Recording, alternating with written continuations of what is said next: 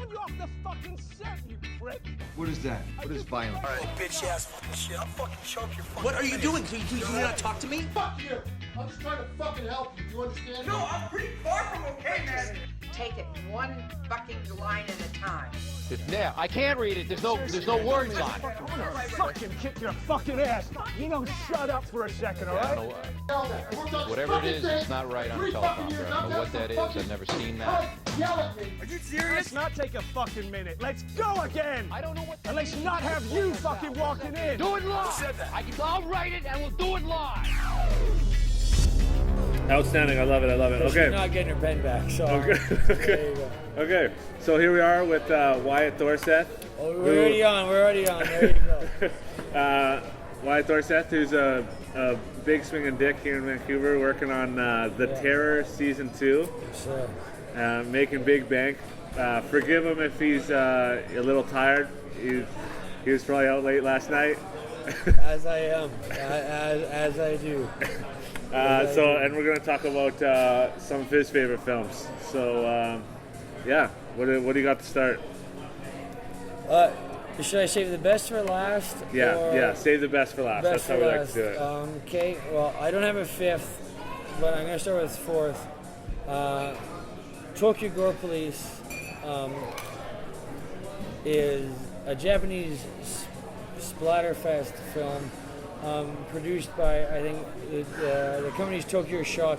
It's very gory. It's obnoxious.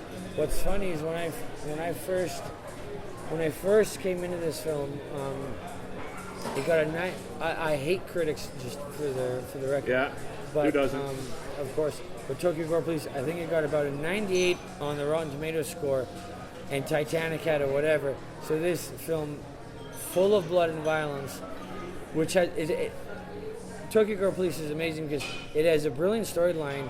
It's a revenge film, and it's beautiful.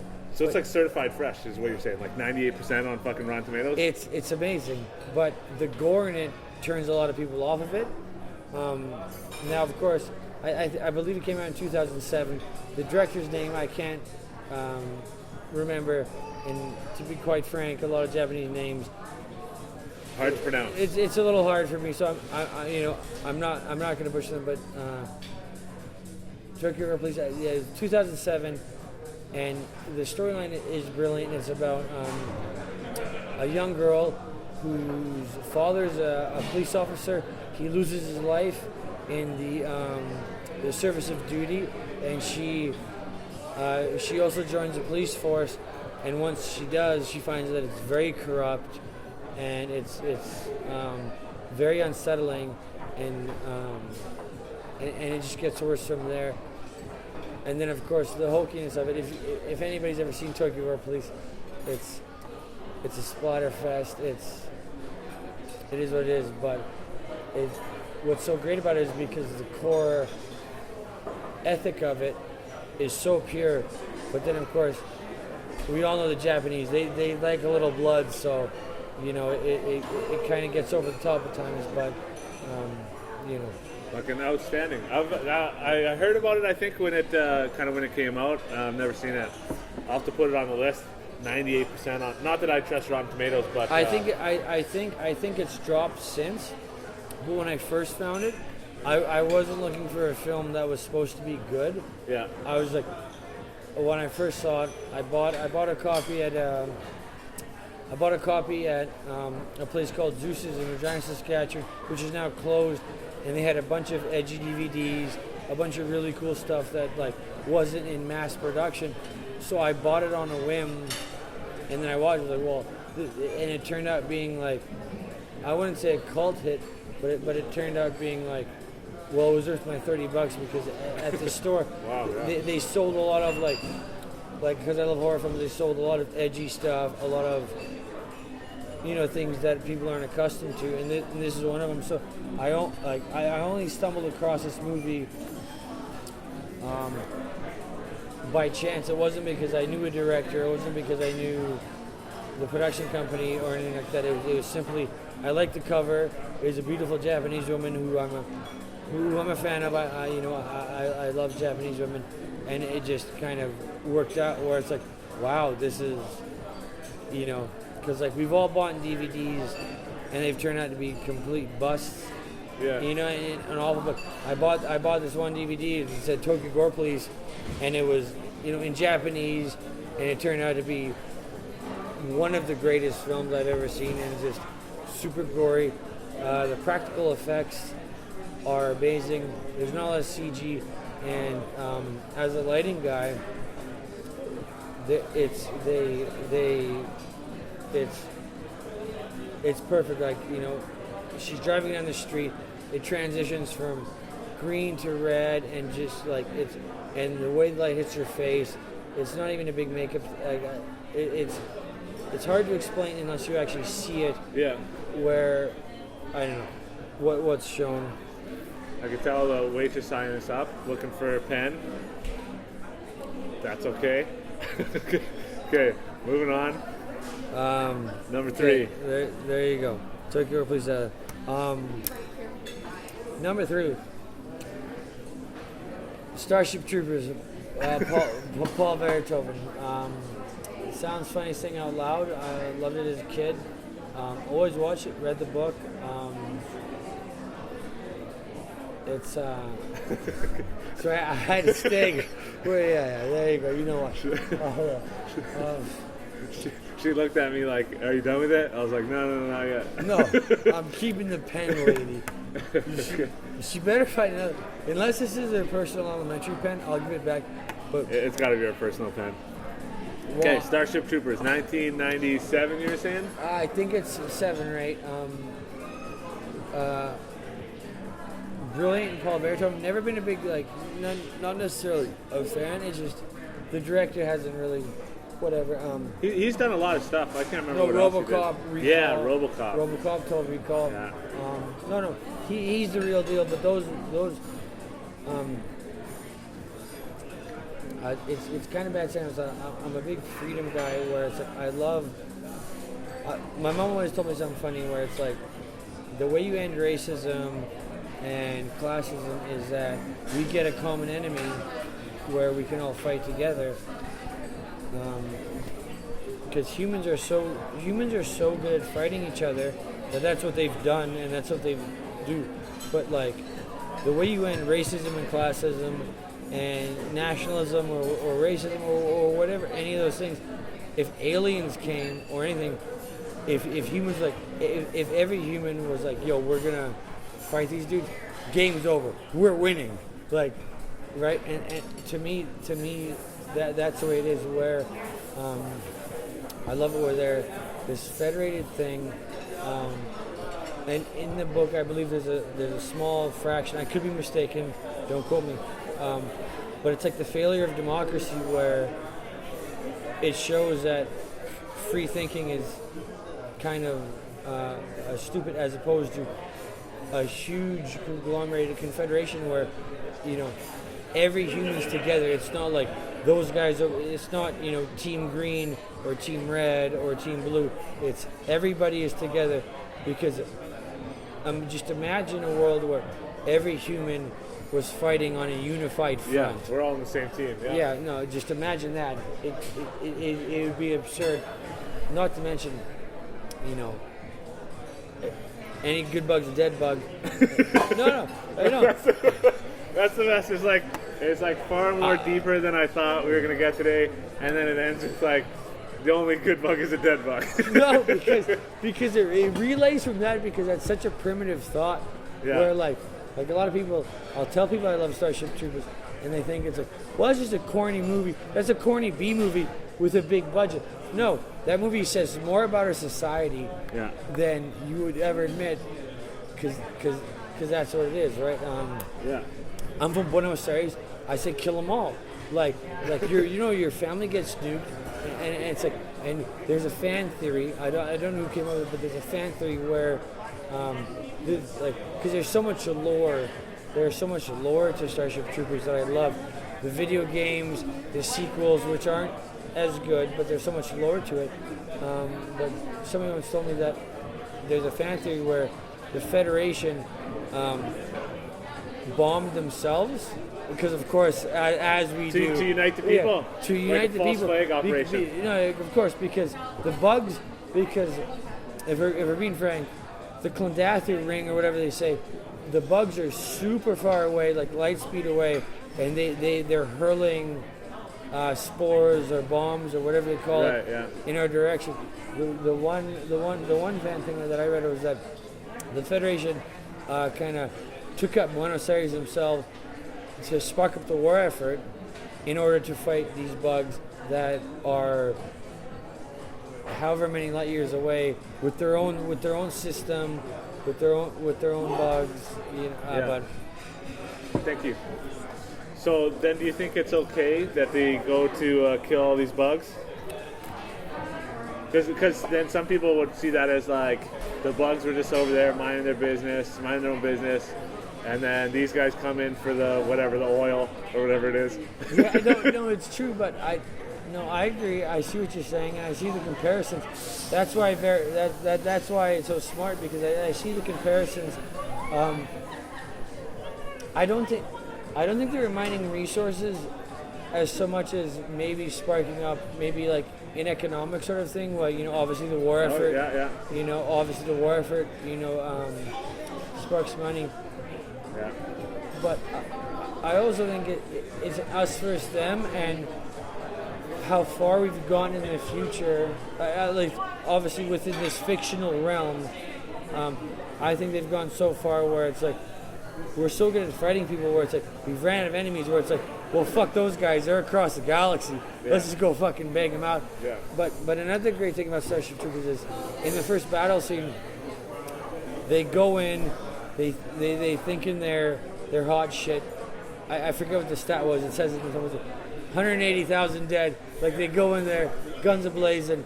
They all just get ripped apart. They're like, retreat back to the boats. It's like, but I think a lot of Starship Troopers in a weird way touches on Vietnam, where it's like if you're gonna go to somebody else's turf, you better be fucking ready. And then when you get your ass kicked, don't be fucking surprised. Because it's like if I show up on your doorstep looking for a fight, and you knock me out, what do you have to bellyache about? Like, I think it's like there's a very obvious Vietnam parallel there. I didn't realize. So the bugs are the Vietnamese. I never said that. Said that. Well, and if you're gonna quote me as saying that, well, that's a good thing. Because guess who kicked the shit out of who? No. And then there's a sequel. But that's why it was written, because this might not be the best thing to say, because you're making fun of me for saying it. I think it's... Oh, it's good. But I've seen a lot of comparisons to it where a lot of underground, like guerrilla warfare within this film and the book. The bugs did very underground warfare, and that's how they beat, because the big guy, the big Confederation, they just send guys there. We got all this money, we have all these troops, we're just gonna win because that's what we do. You never go on another guy's property, right? Like the tacticians of what happened, the way the bugs do, they're underground, they're camouflaged. They wait, they pray, as opposed to like a bunch of dumb fucking guys out of high school that are just going to show up and we're going to just bomb the fucking place. If bombing the place worked, well, there you go. And there's a sequel to it, right? There's a few. I assume you've seen it? There's a few. I've seen all. The second one, I think it's called Something in the Federation. In my humble opinion, the second Starship Troopers isn't very good. I won't shit on it. I'm not going to point any fingers because that's whatever. Yeah. I'm going to move on. The second Starship Troopers is whatever. The third one has a lot of good stuff in it. Okay. And this is live action because they have a couple animated ones. The third one, Casper Van Dien, who plays Johnny Rico, is back in it, and it's quite good. At least for like a diehard fan. They bring back a lot of the infomercials and the kind of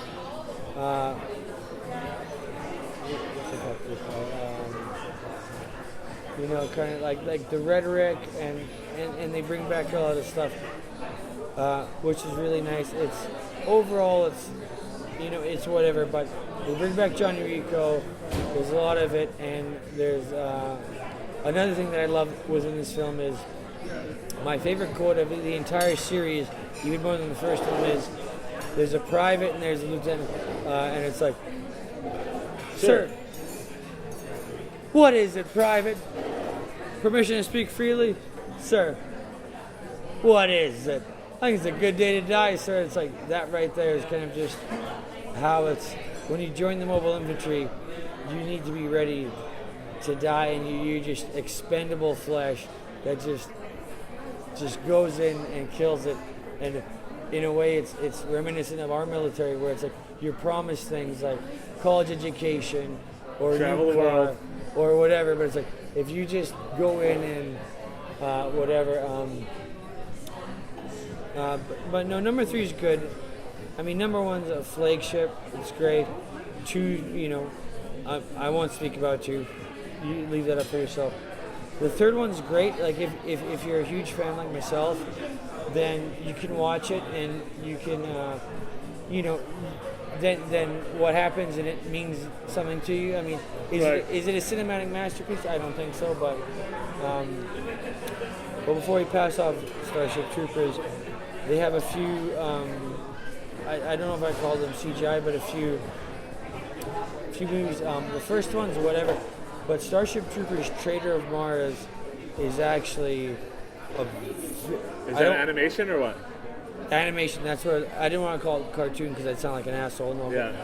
But it is animation. It's whatever you call it. I don't know if they had guys in it or whoever.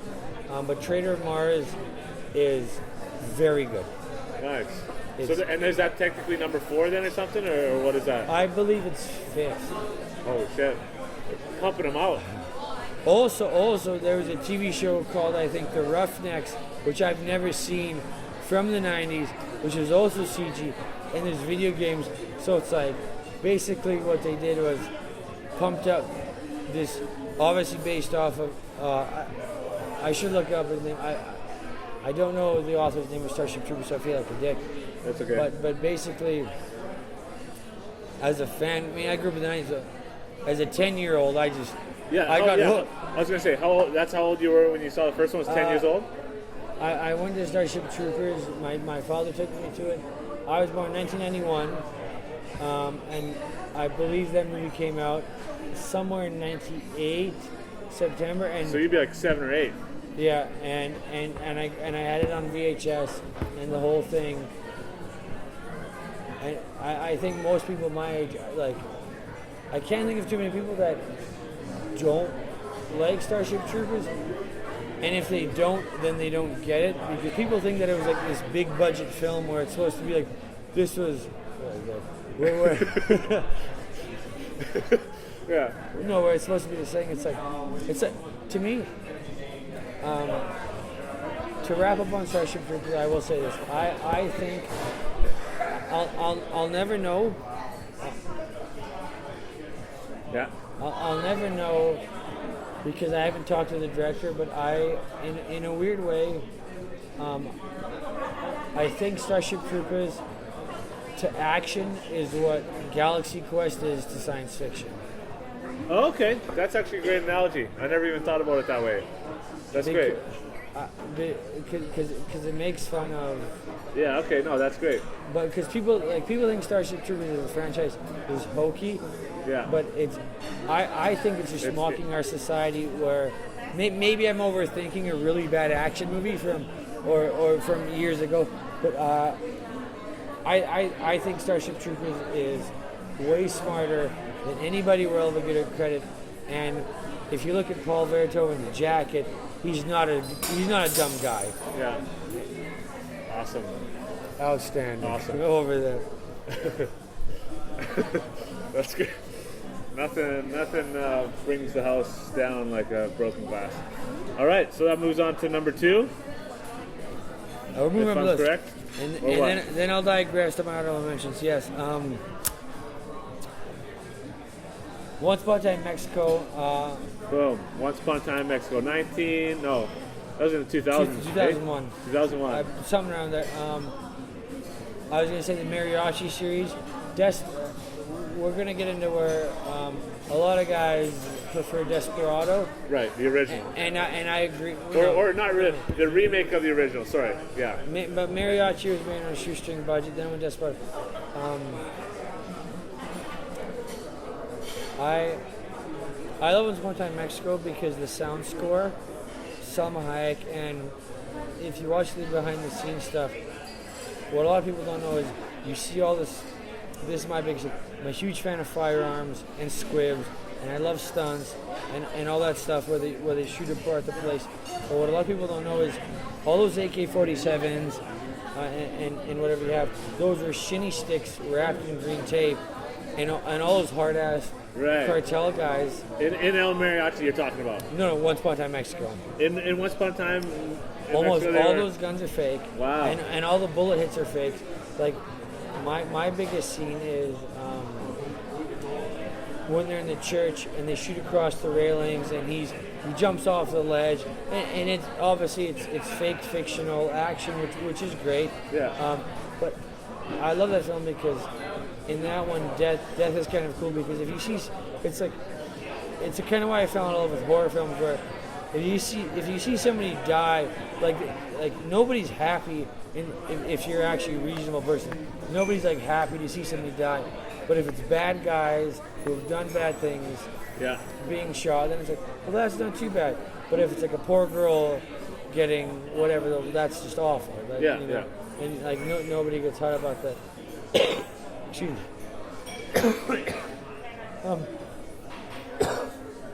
But from what I know, all the bullet hits are CG, and Once Upon a Time in Mexico was one of the first things that was shot digital.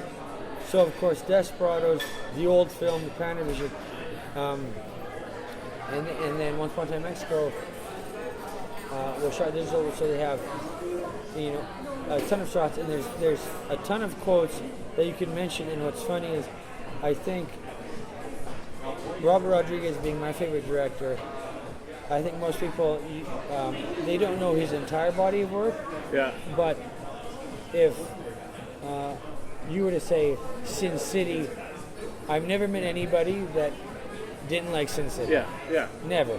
That's right. And even if it's not your favorite film or it's the best, I've never met anybody where I'm like, well, what kind of films do you like? I've never met anybody that said Once Upon a Time in Mexico was a bad film. You don't need to like it for the reasons that I like. You don't need to like it for any reason. I mean, if you don't like it, that's your own opinion. Like that's why film is great. It's just like a baseball thing. You choose your side, you pick it, whatever makes you happy, right? Like I'll never tell you what film to watch because I guarantee stuff you like is bad, stuff I like is bad. If we exchange DVDs, we probably both, whatever. But whoa! None of the stuff that I like is bad. Oh yeah, well. Well, yeah. No, but have you seen his latest film? I have not seen a lot of Battle Angel. I'm kind of scared to watch it. So the funny thing is, the fact that he got it with James Cameron, I was praying it did well. Before I even seen it, I'm not big on the half CG, whatever, yada yada. I love James Cameron. He gave me I love both of those men, but I haven't seen it yet. So the funny I was scared to watch it. I was scared. I didn't go to theaters to watch it because I was scared. Yeah. Because after Sin City 2, which wasn't a big hit, which is to me awesome. Medium rare, that's me. Yeah. Thank you. Or medium, whatever. Oh, so much obliged. Thank you. Now we got our Didn't even steak. ask for it. So I actually did see it because there's a guy I worked with in Winnipeg who was in it, so that made me really want to see it. And when I saw it, I actually didn't even know that it was Rodriguez. I didn't know who the director was. I thought it was some just whoever. And I watched it, and it's actually like a really good action film. And then I see the credits, it's like, oh, Robert Rodriguez. Well, of course it's a fucking good action film, Robert Rodriguez. So I would say it's worth watching. It's I think it's good, actually. also, I think in a way, the way I saw it, I've never seen the film, but I think James Cameron was testing out his, I don't know what to call it, but I think he was testing out his Tech. tools. Yeah. Because everybody knows Avatar 2 and 3 and 5 and 7 and whatever they had going on was supposed to come out. Exactly. And I think they're Lightstorm Studios or whatever they were. And like Avatar was groundbreaking. We all saw it. It was moving. It was whatever. I mean, everybody's got an opinion on Avatar. Uh-huh. And that was like 5 years ago. And we all know that Avatar 2 is coming out sometime. I think that might have been his, hey guys, check this out. And of course, it was a good action film. Yeah. It was Robert Rodriguez. And I hope it made its money back. I haven't seen it yet, but I support both those guys because what James Cameron and Robert Rodriguez have done for film is... Yeah. I mean, what Robert Rodriguez and James Cameron have done for film is... I only work in film because of Robert Rodriguez. Where It's Rebel Without a Cause. These guys have done things that people... Did they do anything else together? To my knowledge, no. Oh, okay. It actually seems like almost like an unlikely partnership in some ways, just because like when you think of like Titanic, but I guess Robert Rodriguez has done like mainstream stuff as well too. He did Spy Kids and stuff. Well, the thing about that is that Robert Rodriguez is, I could be mistaken once again, his child wrote that because he's got like 5 sons or whatever. Robert Rocket something I don't quite know, but all those Spy Kids films and Shark Boy and Lava Boy, they were written, or at least the concept was brought up by his child, which is hilarious. And of course, the one thing is grown men can't really judge kids movies. That movie just stinks. Spy Kids 1's awful. It's like, you know, when you're a 13-year-old man, you don't go to the theaters to watch it. It's not for you take your child to it, and your child loves it, right? So, you know. Yeah, it's not for you. Certain movie that's like, I think that's kind of like Starship Troopers. Like, there's people who don't like it, but those are people who would never be interested in an action movie anyways. So it's not for you, right? It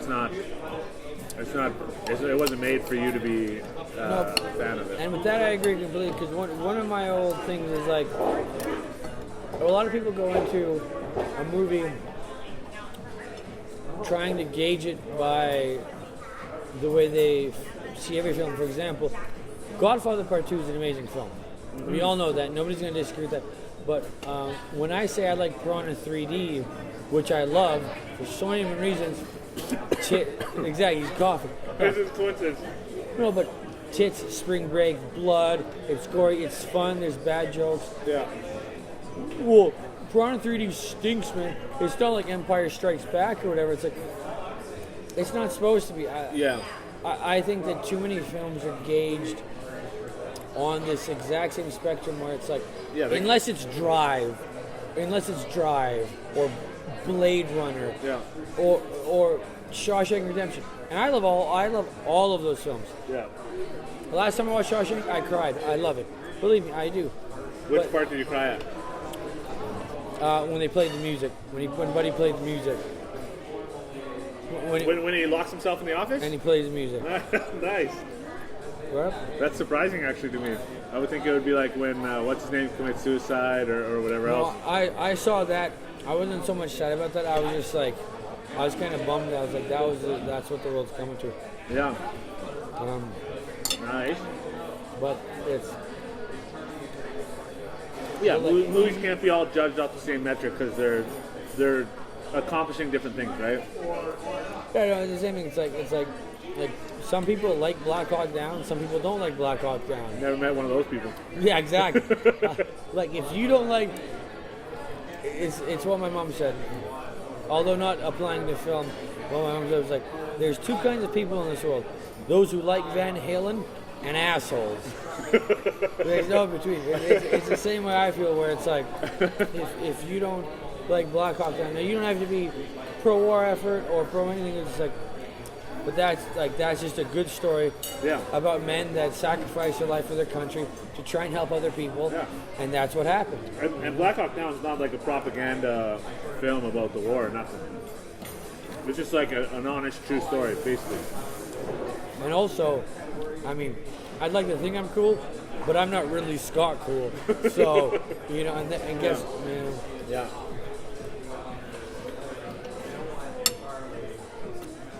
Yeah.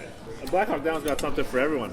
It's got Orlando Bloom for, you know, people who just like something to look at or whatever. For the ladies. Tom Hardy's in it too. Ladies like Tom Hardy. Black Hawk Down's one of those incredible films when you go back and look at it. It's just filled with A-list stars, right? It's like I hope. See, what's funny is as we're talking, I had my list. Black Hawk Down might be on. I hope when we're all gone and we're in the future, and if this thing ever makes 30 years from now, somebody looks back and watch Black Hawk Down. Oh, yeah. Not even for so much to tell the story of what happened during those times, but to just see it as a film. Yeah. Or both. But yeah. All right. So moving on down the list, that's 4, 3, and 2 as far as I've heard. I think. As we were eating steaks, I just thought of another one. Okay. Before I get a number one, I just changed. I'm gonna go with Aliens. 80. Number 2. Aliens. Yeah. Okay. Yeah.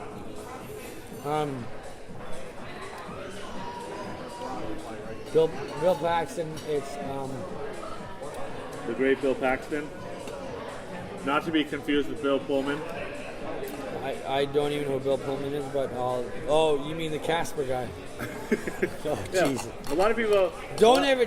A lot of while people we're eating together, don't ever compare that guy to Bill Paxton. No, I'll walk out of this fucking place. Because they look similar and they're both called Bill. A lot of people think they're the same person. That's why I bring it up. I'm gonna go Aliens.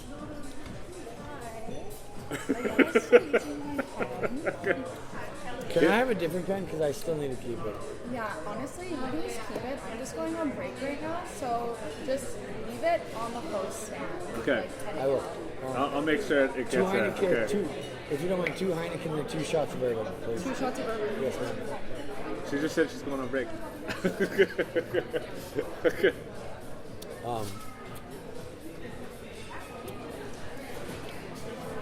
Now I'm having a recollection. I love horror action. I love horror action and I love action films. And I guess when I say I like that, they tie into science fiction films where honorable mentions. I love Blade. I love Underworld. I love Crow. I'm not the biggest fan of like cop dramas. Like I love firearms and obviously yada yada, shoot 'em up within the right regard. But I guess most of them I like says that Starship Troopers. I like it when it ties into something richer than just like, excuse me. Yeah. I like it when it ties into something richer than just drug kingpins in New York. It's a bigger picture. Like I like to believe what we're fighting for is a reason, as opposed to just like, Hardigan killed he killed my sister. Now that's a good reason to fight for, but I like it when it's kind of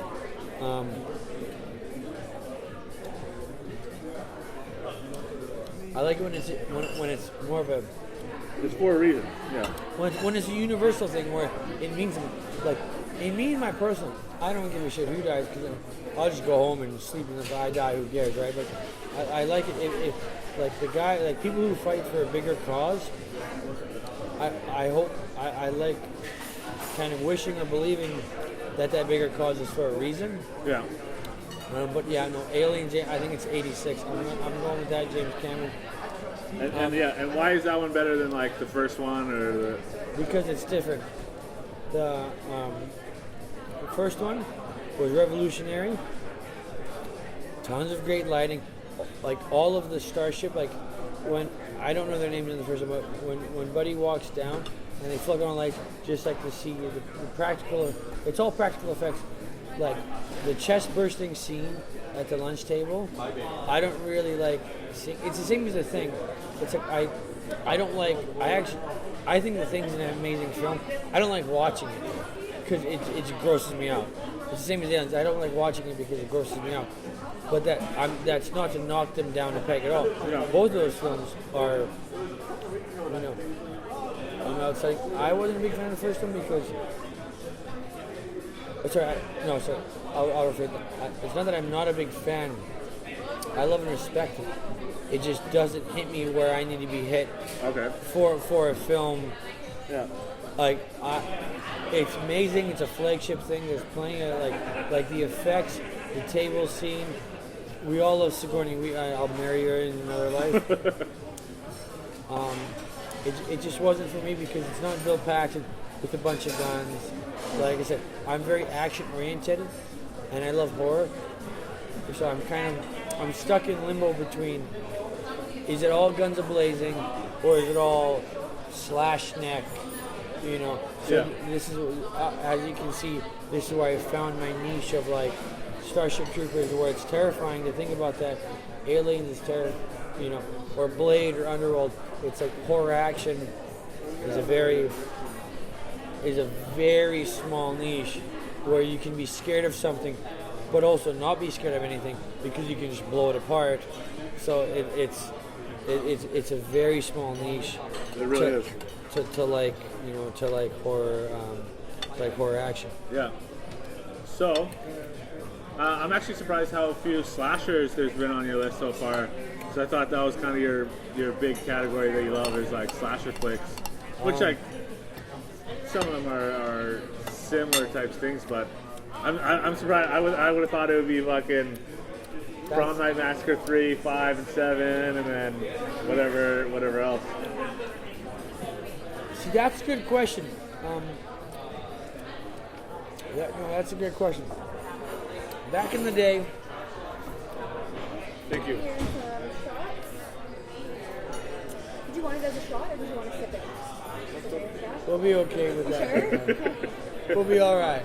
I can put it in like a nicer glass if you'd like, if you want to sip it. We'll be okay. You sure? Okay. How's the steaks and everything tasting? Great. Phenomenal. Thank you. No, that's a funny question. It's the same thing where I think The Sopranos is the best TV show of all time, but I prefer Justified.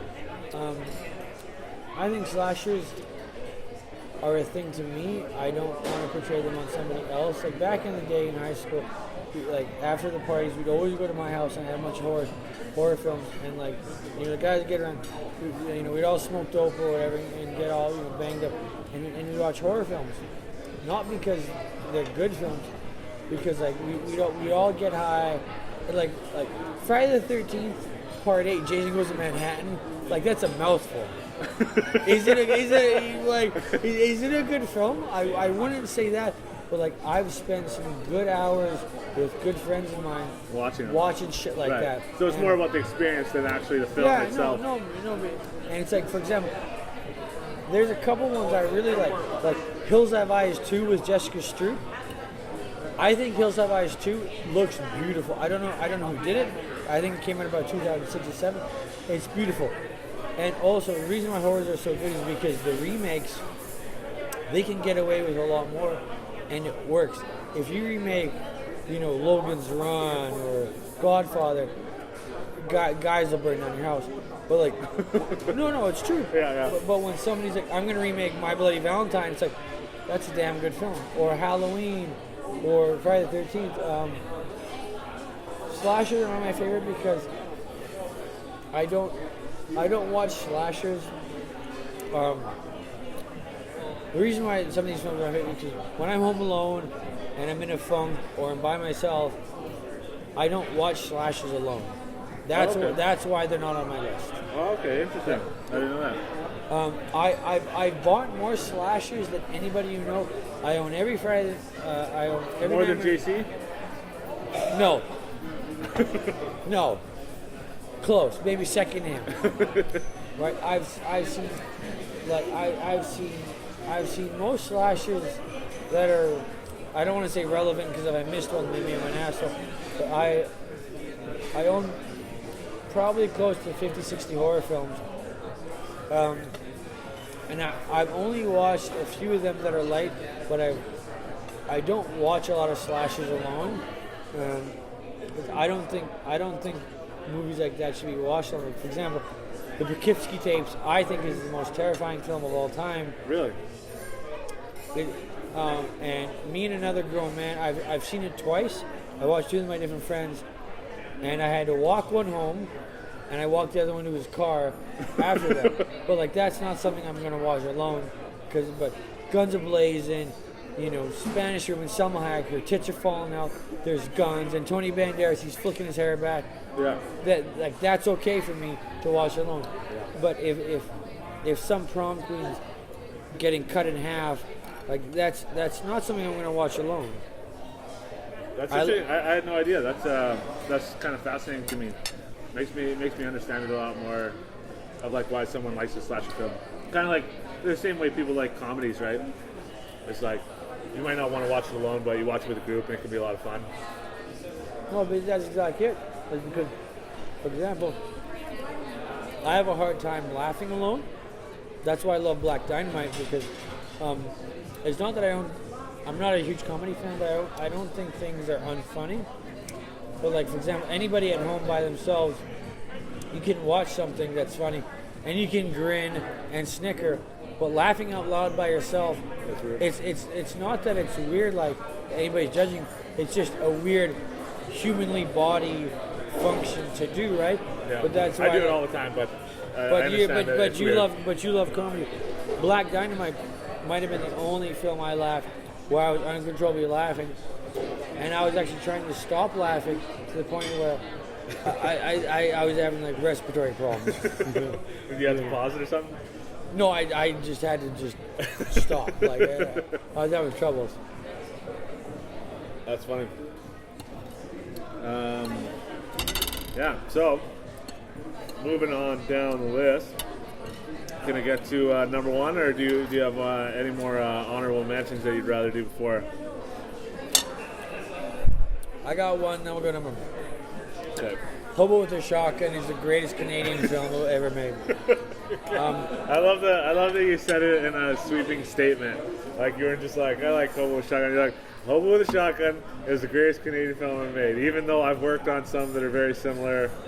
Oh yeah, I get your point. Yeah, okay, asshole, take it easy, shooter. Before I start with what, since we're on the topic of Canadian cinema, before I start, Hobo with a Shotgun is my favorite film of Canadian history. But I just want to pay homage to Degrassi, North by Northwest, Decoy, and what a lot of people forget is the first Cube. The first Cube is not in my list because it doesn't hit me, but I want the first Cube in that entire series to be remembered because Cube is an amazing film, and where was that made? Do you know? This is one for you, McClellan. Remember that script supervisor on Corny Guest when I was in love with? Yeah, okay. Yeah, I do actually. Guess what she did? Worked on Cube. First Cube. There you go. Outstanding. And where was that? Toronto then, I assume? Toronto, I believe. Yeah. I don't know. But the Cube and the Cube franchise spawned off that. There's another good film I like called The Last Night about Doomsday from Toronto. But okay. And there of course is Decoy and Corner Gas in the movie. Yeah. A couple of Corner Gas in the movie, yeah. No, but it's just before I say that, when I think of Hobo with a Shotgun is the greatest Canadian film of all time, I just don't want anybody out there to think that I'm unaware of other Canadian films. The other films, or that I'm just saying that just to troll or shit. Well, so what makes Hobo? I think I've seen it actually. What makes Hobo with the Shotgun so good? Shoestring budget. Once again, it goes back to action. That's sorry, I gotta take a bite of my shit. That's fine. Yeah, starring Rutger Hauer. And there's a lot of color, a lot of interesting use of color in the film. There's whole scenes that are whatever color, which is sort of unusual. It's also starring, if you he passed away. I'm not sure his name, God rest his soul, but if you remember, he played a character called Jim Leahy in Trailer Park Boys. Okay, yeah. I think his name was Jim. I think that is his real name. I believe his name. No, I believe his name is Jim Dunworth. His two daughters, if I'm not mistaken, one was a costume designer, and of course I love costume because I'm a theater kid. So, on Hobo with the Shotgun, Jim's. Like I said, if I'm wrong about these facts, my apologies. I'm going off the top of the head. I could be mistaken, but I believe Jim Dunworth's daughter, her name is Sarah Dunsworth. She was a costume designer on Hobo with a Shotgun, and I believe her sister, aka his daughter, she played. She played the prostitute or whatever that was the hobo's friend, and there was a lot of people close in it that did. And the guy who plays the Drake, I forget his name, but he was in a TV show called Lex, which was a science fiction show years ago. So if anybody ever hears this and you want to go Google something, Google a TV show called Lex about, you think I'm crazy now? No, it was a thing. He was in a show called Lex, and it was Rucker Hauer. I like it because it was Technicolor, it was shot in red, it's beautiful, they have guns, it was violent, and it was so crisp for how trashy a film was, and it was just like, there's very few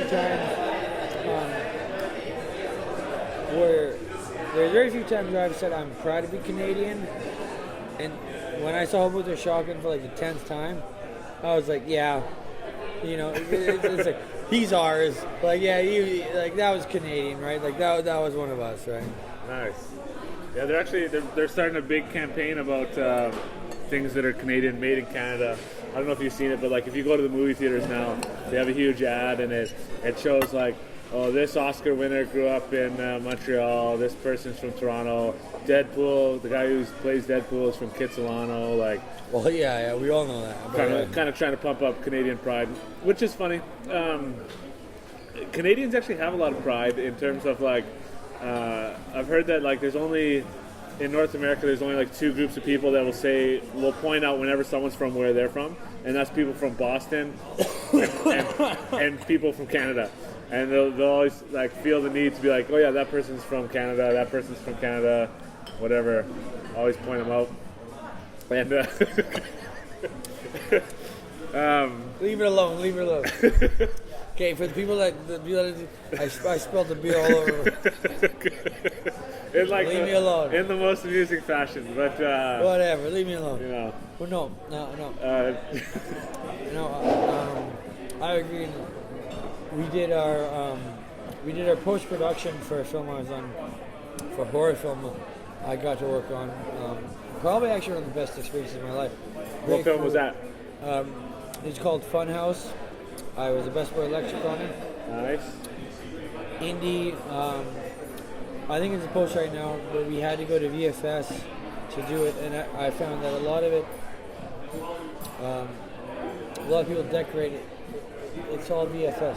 Not a lot of people. I hate it because a lot of technicians I don't think really respect the craft or the art. A lot of just like dripping electrics and technicians are just like craft and the art of like a horror film or of what? No, of just film in general. Like, hey, my buddy got me a job.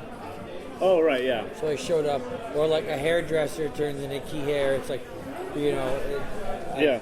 That's something I actually thought like when I was in such a huge saturated industry, especially in the city that I live in. I think a lot of people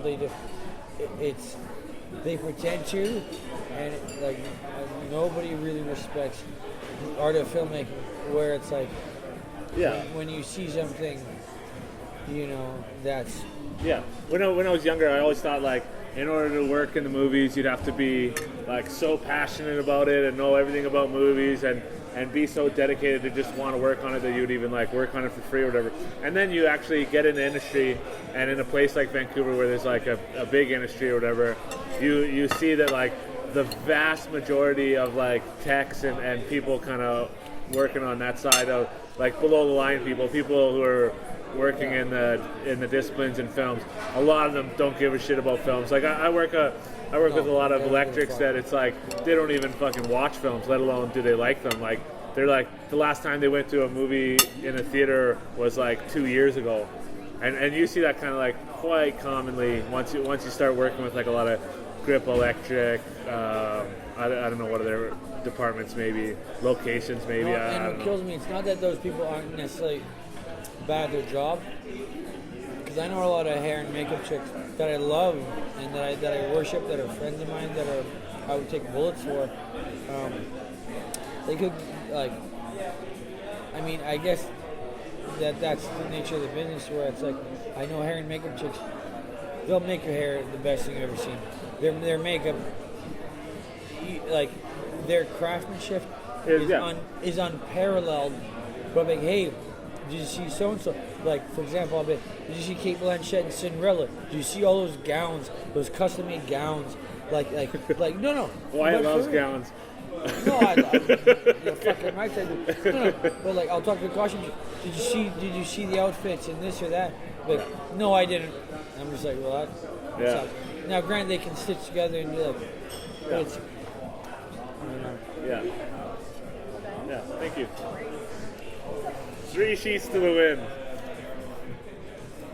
Honorable mention, Gone with the Wind. We won't touch on that. Let's just leave it as a great movie. Have you ever seen it? Once. Really? Sorry. Did your mom make you watch it or what? My mom made me watch it, and I tried to watch it again. I fell asleep halfway through, and I woke up, and Clark Gable was saying something about bed sheets or coat hangers. Curtains. Oh, it is a curtain. Oh, Jesus, it is a fucking curtain.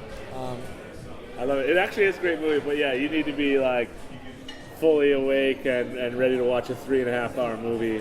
The longest film that I love is The Watchmen. It's because it's the only thing that runs over, I think, a 2.5-hour timing mark, which actually is like, you got me for the entire time. As opposed to where it's just like, holy fuck, I'm dying here. Oh yeah, a lot of 2.5-hour movies are way too long. Are not good enough to be 2.5 hours long. That's why The Town's better than The Heat. The Heat. Amen. For the folks at home that can't physically see us, we just pounded agreeing that The Town's better than Heat. But, you know. I'll fight any one of you motherfuckers that want to come down here. I'll fight out in the streets if you want to say that He's better than Town. We see SWAT, we're fucked. Stop, take out the engine blocks. We're gonna go fight some guys. I'm gonna take. You can never ask me why. No, you're really good. We gotta go hurt some people. You never gonna ask me about it later. We gotta hurt some guys. Who's call we take? Exactly. Fucking brilliant. All right. So without further ado, what's your number one favorite film of all time, Wyatt Thorseth?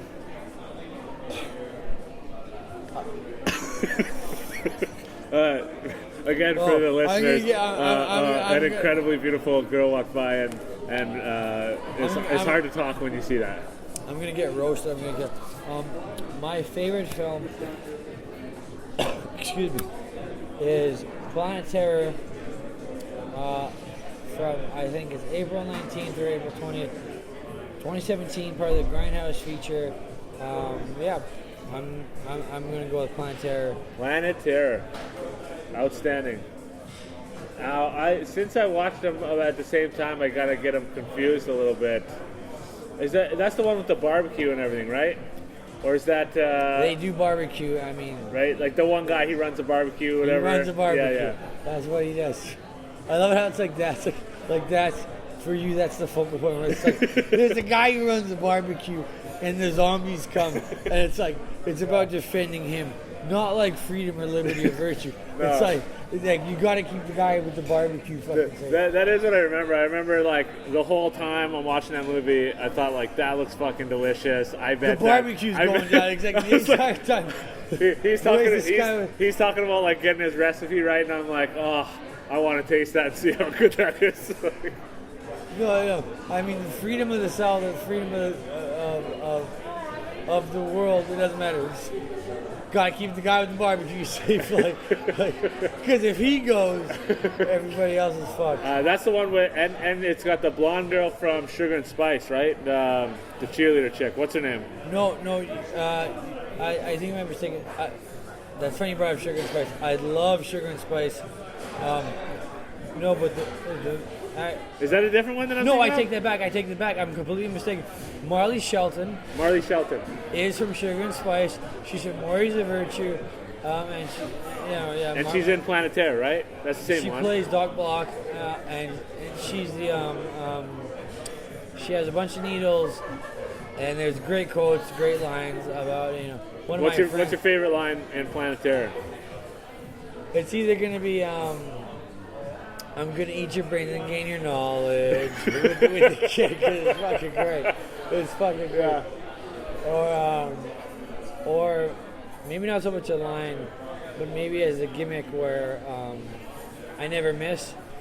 I don't remember where that line happens. Either I never miss. What's funny, it's such a great love story where due to a past lover that I no longer talk to, a lot of that film, even before I was in cahoots with her, the entire film really reminds me of kind of the storyline that me and the ex-lover had, where it to a degree where you wanted to eat her brains to gain her knowledge? No. Okay. Okay, guys? Yeah, we're doing great. Thank you. Yeah, my favorite.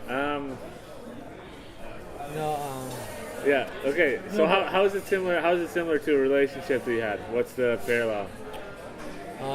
She was a zombie and you had to kill her to survive. Oh no. It's that I was kind of this hard-ass badass that was really somewhat pig-headed, and she was always there for me. And then we went our separate ways, and then once we were very distant, we found out that things we left for each other and tokens that meant a lot. It wasn't until we met again that we realized that we fucked up a completely good thing that could have been something serious. And I for example, I would have been El Rey in Planet Terror, and she would have played Cherry. Right. But it wasn't until way later in life where we realized that due to both our actions and not thinking that we cared about each other, it wasn't until then where we really realized, and by that time it was too late. And I would say really in life it's never too late, just because that's a lesson I've learned. Like, there's no zombies in Texas, yeah. But wow. No, at this point, no. That's heartbreak right here on the Movie Magic podcast. Oh, you call it Movie Magic? We got so much. The only heartbreak is that what you call your podcast. We got so much deeper than I thought we would get. I was on this podcast. I had no idea what it was called. Movie Magic Podcast. There you go. I didn't know what it was called. Everything I said is off the record. It's off the record. No, I'm taking it all back. It's entirely on the record. That's okay. That's right. This whoever Wyatt's talking about, this song goes out to you. Don't you forget about me. I can be like John Cusack with the fucking thing up. What's that one? Say anything, yeah. Say anything. I don't know what song he plays, but I know the movie is Say Anything. Before I get back to Planet Terror, I just want to give the honorable mention to Blade, Underworld 1 and 2, Doomsday, The Heathers, Hairspray, Pink Flamingos.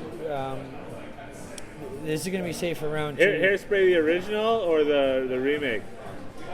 What are you, an asshole? I have no idea. No. I don't know if I've even seen them both or either. Both of course. But this will be saved for the next podcast before I get back to Planet Terror. Huge John Waters fan. We've never touched on Inglourious Bastards. There's tons I would like to speak about, but you can't cram. Yeah. You can't cram a whole bunch of hours of talking about movies into for the people. amount of time. There's too many beautiful girls here. Wyatt's getting distracted. He's not the only one. I also am getting distracted.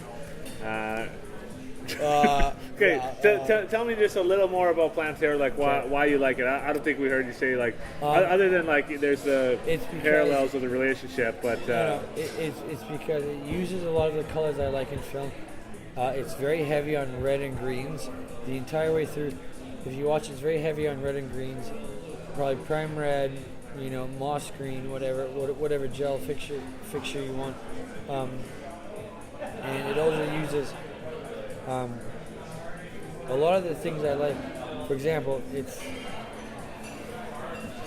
the U.S. military, strippers, Mexican assassins, zombies, great stunts. It rolls all these things I like into one mean burrito. Also, I don't want to give too much away about the film because I'm actually definitely scared that somebody's going to like it. Because, like, for me, I find it to be such a, like, it's me, it's mine. I take my blanket and I go home, I hide in the corner and I can just, like, rip it away and, like, this is, like that's me. Because when I tell people that, they're like, well, that's kind of stupid. Why do you like that? Movie stinks. I'm like, I hope you think it stinks. That way I can just take it. I'm gonna keep it to yourself.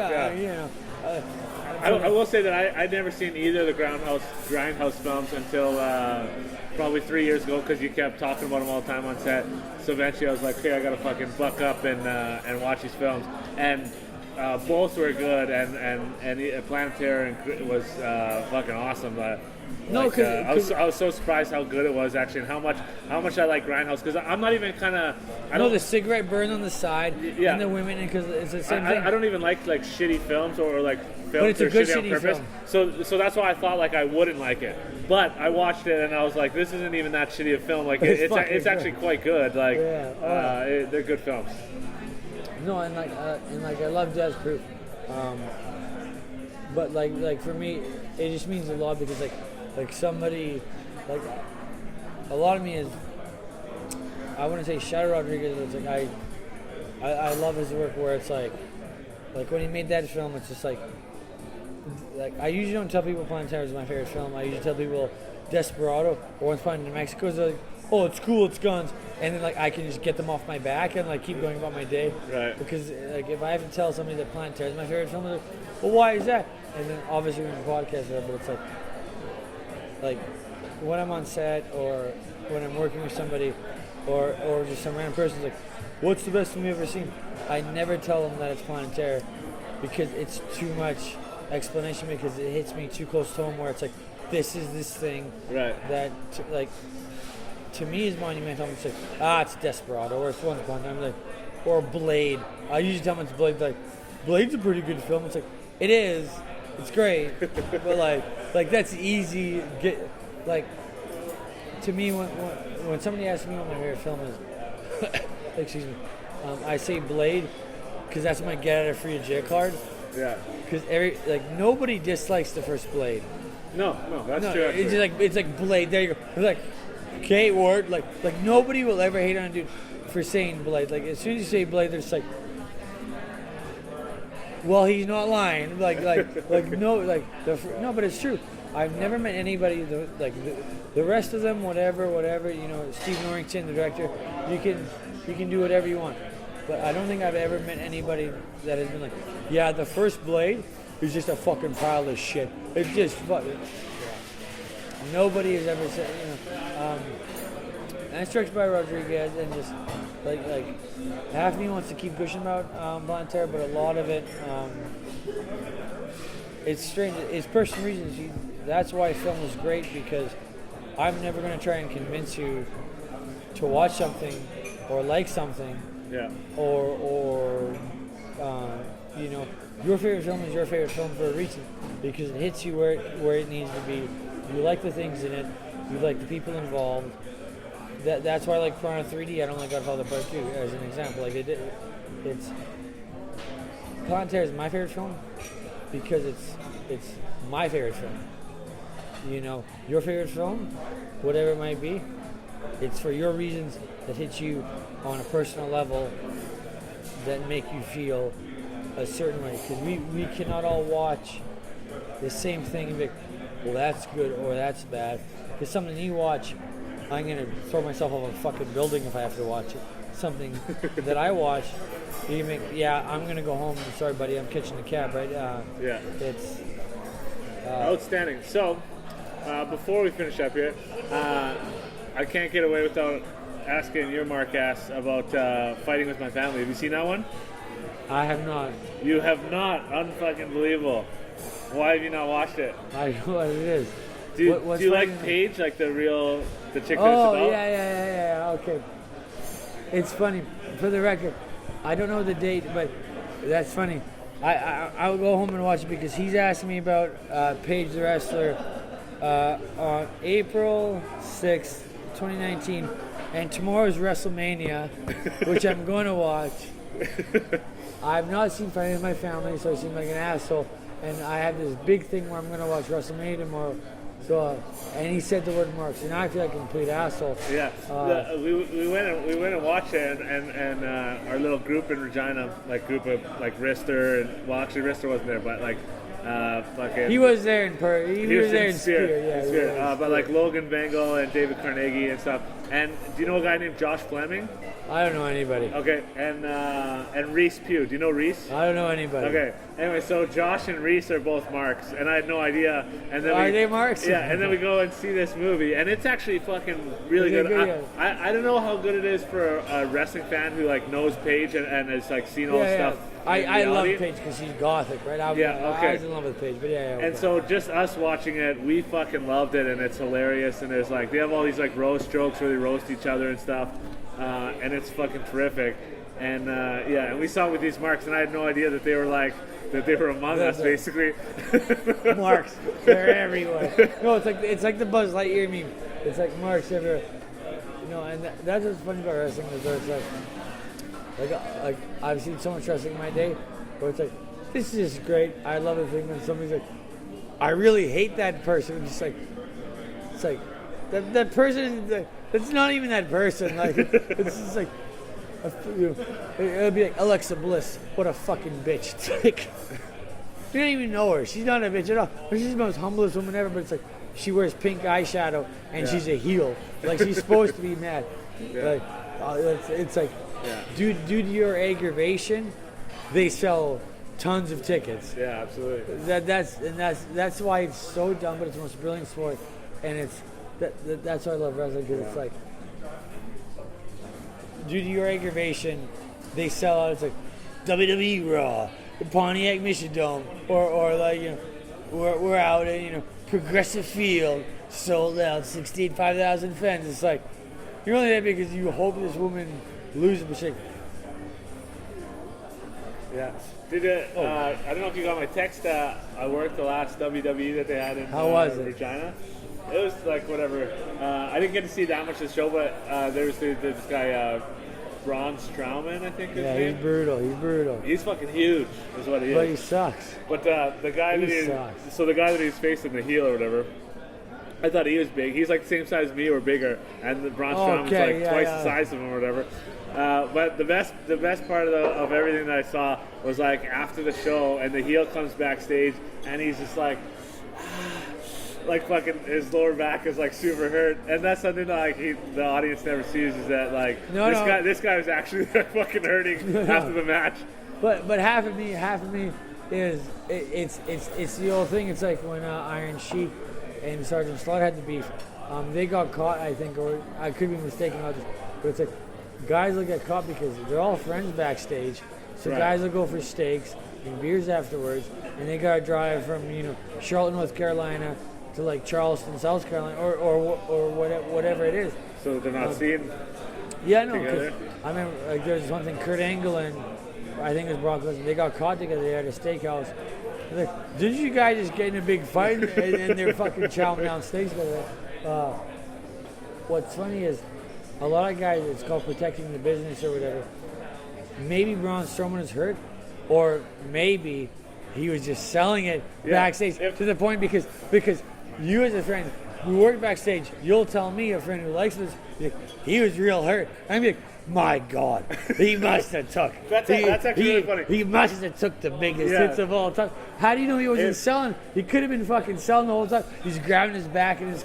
Now, if he's actually, I think he wasn't performing because I was like literally the only guy watching him at this moment. Like, but here you are on this podcast telling me exactly maybe that exactly if they were doing it because they thought that like I might know wrestling guys and be talking about it, then that's the greatest fucking commitment that I've ever seen. Like that's method acting at its fucking best. And that's the greatest sport of all time. I'll leave you with this. There's a guy called Sandman. He's an ECW.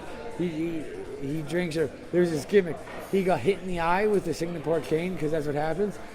And his eye was like, if a guy has eye problems, you see how it's like blotched off or whatever. But while he was hurt, he never leave the house for a month. He committed a gimmick where he got hit, and it was like, the Sandman's eye is busted. He can barely fucking see, or whatever. The guy stayed at his house for an entire month. He never left. And his fucking wife got all the groceries, came back, and then all of a sudden, a month later, his vision's better. But no, the guy, the commitment to the gimmick is you need to do it because outside of wrestling, is like now I think most people know where it's like. I mean, everybody knows that it's fake and it's dumb or gay or whatever the term is, right? You know, excuse my language. Yeah. Or whatever they say. But like. So here's a further question I ask you as a Mark. What's the Mark? I'm a smart. I just love that I know the terms now so that I can say it. Mark is such a good word. What's the best wrestling movie that you've ever seen? I mean, I think it's going to be Fighting with My Family once you see it, but up until now, what's the best wrestling movie that's out there? Probably The Wrestler. There's only two wrestling movies. Oh yeah, okay, The Wrestler. Well, no, there's a couple. What's the other one? Ready to Rumble? Is that the other one you're thinking of? Oh, you just gave me a headache. You don't like that one? David Arquette. I thought that would have been a good one because those guys are, I think, marks themselves or whatever. The guys who made that. Oh, okay. I'll give you two things. David Arquette. Excuse my language. David Arquette recently. From my knowledge, I saw it. He's a huge wrestling fan. He likes it. David Arquette was actually the WCW champion at one point. No, I'm not even fucking That's hilarious. kidding. I had no idea. I'm not even kidding. That's hilarious. He was. Good for him. I'm not shitting on the guy. But he was in shape. No, he actually was in shape. Okay. And he was in a bloodbath match, which, you know, it's the light tubes and the fucking hypodermic needles and all that bullshit and whatever the fuck it is. But I saw just a clip of it. But he was wrestling. I don't know who it was. It was in a smaller promotion. But David Arquette got busted open with glass and was bleeding, and it was like a light tube match. Like he was in a hardcore slash him up, you know, match. So good for him. Like he took some bumps, and he's all about now. Sounds awesome. If I was him, I don't know why he would do it, but he. That's probably his dream, actually. All I know is that it was a very short clip on the Instagram, and he got busted up, and he's bleeding. And it's, you know, dedication, right? But like I said, guys, back to the guy backstage. Guys protect the gimmick. It's called protecting the business, because I know you don't hate me. You don't hate, you know what I mean? You don't hate me. But it's like, that's why sometimes it boils over, where it's like, you think about like Shawn Michaels and Bret Hart or whatever, where it's like, yeah, it's fake, dumb shit, but it's like when Shawn Michaels and Bret Hart were feuding, buddy, I would take out your fucking family members if you were on the wrong side. No, but it's true. Yeah. Right. I was Bret Hart, my friend was Shawn Michaels. You know what I mean? It's like, it's called protecting the business, but it's all fake. Yeah. Do you think okay. It's all the work. WrestleMania is tomorrow. See, now we're on wrestling. I love it. WrestleMania is tomorrow. I don't know if that's but the big female headliners is the big thing, right? The divas is the. It's because they're better than the guys. Really? For the most part. And another funny thing I saw was this could just be a fake thing, but on Twitter, this could be fake, but on Twitter, Pornhub related, WWE tweeted out, "This is the first headliner with 3 girls in the main event," and then Pornhub was like, "We've been telling you this for fucking 20 years, buddy." Like, no, but I love you follow Pornhub on Instagram. No, I saw whatever, leave me alone. No comment, I plead the fifth. Yeah. No, but I saw it on Instagram, and it was just like I don't follow wrestling day in and day out. I do love it. It's hard to follow. Like, right. I'm lucky if I can see a Buckeyes game. Yeah. Every Saturday, but every Monday, every Tuesday, it's kind of hard for me to follow. Yeah. No, but I mean, but the women are amazing. Like Charlotte Flair, Alexa Bliss. It's like there's so many. Even in TNA, like Charlotte Bordeaux, like but like Alexa Bliss and Charlotte Flair, who's Ric Flair's daughter. Yeah. They're almost untouchable how good they are, and they back it up. Usually just like, "Hey, you're chicks with tits. This is fun," because that's what I was in the '90s, where it's just like, you have boobs, so you're cool. As opposed to now, the girls are just like, sure, you have those attributes, but now you're just fucking better. Right. Okay. Because like all the good guys, Punk's retired, you know. It's funny. I since watching that, I went and like on YouTube to watch the actual. There's like it ends in one of like in her first fight, I think. Paige, the movie, and so I went on to like see the actual one to see what it's about. And then now in my YouTube feed, I get a whole bunch of like WWE recommendations and stuff. Yeah. But I've been watching like hours and hours of like Botchamania. Is hysterical. Oh, that's funny. You remember Big Mike Sweeney for the viewers at home? Yeah. One of my best friends is back home. Big Mike Sweeney. They call him Big Mike Sweeney because he's big and his name is Mike Sweeney. Anywho, Botchamania is great. I'm fucking Plymouth Rock over here right now. Botchamania is just phenomenal because I love it because it's not only in the big leagues where they fuck up. It's like you'll see guys in the what I call gymnasium wrestling, where it's a very smaller promotion, so there's only 30 guys, and they're just like drop each other on their head, and just like Botchamania is just it's it's so brilliant. It's just like, oh my god. Like it's hard to explain in person. Like there's also this other guy who puts together a compilation called Wrestlers Be Botchin', and I haven't seen that one. No. It's pretty good as well. Yeah, just so many of like where they high fly off the ropes and fucking miss him, and then the guy falls. I saw a recent one where a guy does like a Spanish corkscrew or whatever, and he does it and it's beautiful. But like nobody's there to catch him, and he's about to land on the mat. So Buddy just like dives forward to at least give him a contact because that's his friend. Like you're not gonna leave. Right. Like this guy's gonna kill himself. So he does like a I don't know like corkscrew moonsault or whatever you want to call it. Yeah. And he's about to just land on the mat off the top rope to the outside, and Buddy's just like and he just leans forward to give him some impact, and it was just like. Yeah. Either you convince the fans he just missed everything, but you're all set up for it, or you save your friend from breaking his fucking neck because he just did a 1080 moonsault off of a place that God forgot about, like whatever it is, right? Like who knows, right? Yeah. So finally, last question is there any movie or that you're looking forward to watching? What's the movie that you're most looking forward to seeing? Whatever Kate Blanchett is in next, which I don't know because I work so much that I don't really. But I don't want to plug Endgame. What's Endgame? That shitty Marvel film. Oh yeah, Avengers Endgame. They got me hooked. I gotta know what happens. Yeah, exactly. No, but fuck them. No, but I mean, so it's Endgame then? No, don't. See, I mean, there's Joker. There's all these fucking